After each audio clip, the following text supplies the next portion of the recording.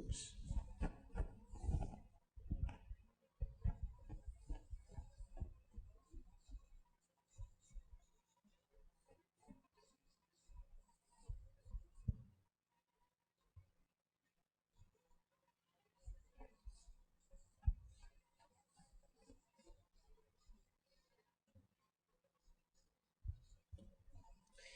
So, from side view, you need to kind of feel with that spinal cord come up from the neck, and how that the S curve of spinal cord, how it turns into the waist.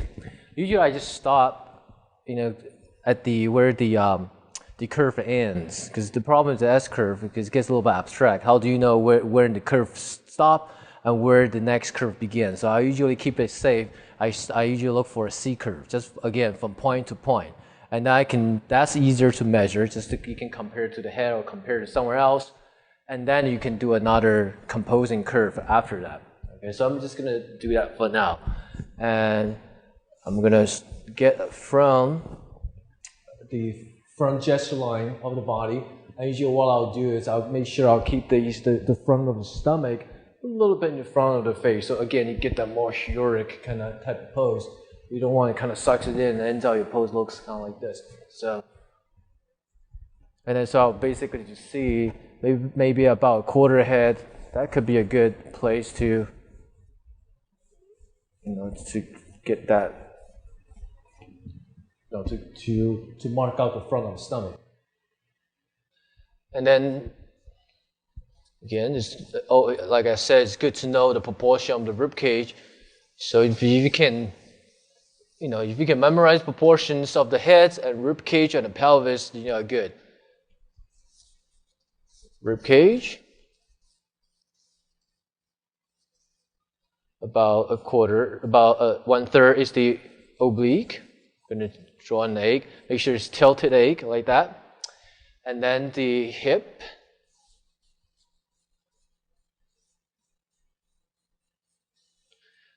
Keep in mind that rib cage thrusts this way. So if the sternal, you can see there's an angle of the sternal. Again, more angle you lift up, more heroic is the figure going to look. I'm going to put another angle right here, and I'll explain it in a second. So I want to get the laying down first. So you can see how that swing right into that oblique. Again, if you can connect things, can be a line, can be a shape. If you see the relationship, if we can see they flow to each other, just connect it. It's gonna do you good. It's gonna feel more harmonious. Keep all the parts, they all connect so they don't feel isolated. Again, if you draw human figures, very important to make sure it's not about the individual part, it's about the relationships between parts and relationship within parts. So we want to take that, and you can even take this. Look, you can even take that and flow right to the legs if you want.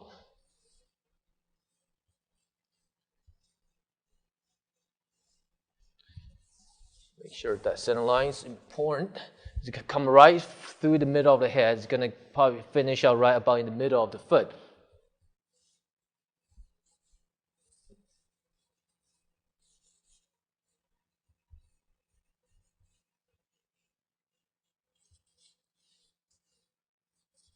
Again, calf muscle, Achilles tendons, heel.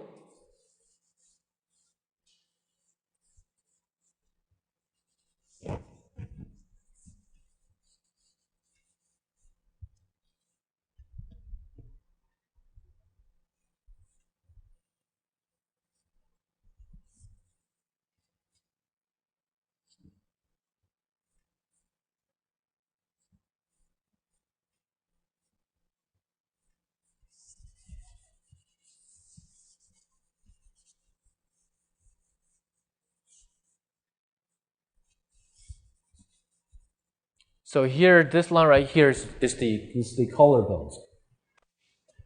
And then you can see, I say it's better off drawing, start with straight lines, and then we can come back and do our curve. Like that, and then you can, as we know, the end of the collarbone, somewhere right here is going to be your arm. So Let's get this.